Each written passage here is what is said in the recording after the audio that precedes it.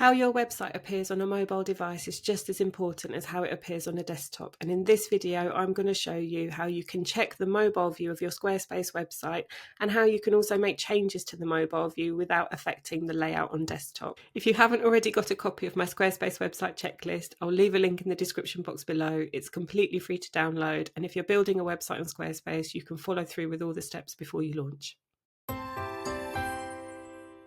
Okay, so I have just designed a very simple section on a page on my website, and I'm happy with how this looks on desktop view, but mobile view can often look a bit different. It's a different screen size, and sometimes the way the blocks appear don't make sense and they're not in a logical order. So whenever you style something on desktop, Squarespace will always give you a clue that you need to look at mobile view, because on the mobile icon in the top right hand corner there'll be a blue dot that appears, and when that appears you know that you need to hop on over to mobile view and have a look and see how things appear there. So let's click on the mobile icon, and this is the section that I've just styled over on desktop view.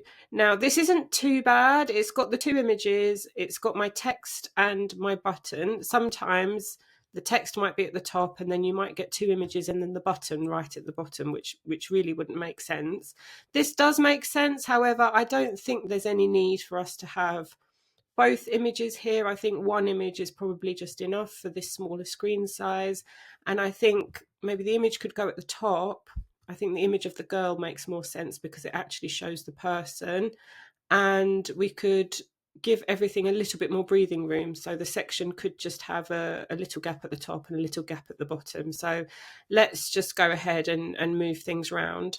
So the first thing I want to do is hide this image of the laptop. So I'm going to click over here on the layers panel, and I'm going to hover over the two images until I see the blue box appear around the laptop. So it's this bottom image here, and I'm just going to click on the eye. So that is now hidden. And now I can drag the image of the girl up, and I want to give it a little bit more space here. And I think actually to get the full extent of the image, we could just resize it, make it a bit smaller in width and actually just make it longer.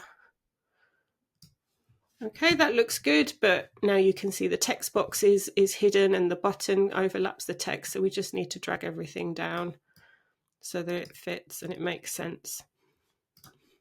And I think that actually there could be a little bit more space between the image and the text there. So I'm just going to drag it down one more, and I'm just going to drag the section down just to give it a little bit more breathing room. And that's my section restyled on mobile view. And I think this looks a lot nicer. You can see the lovely image and you can see the text, and the call to action button is at the bottom.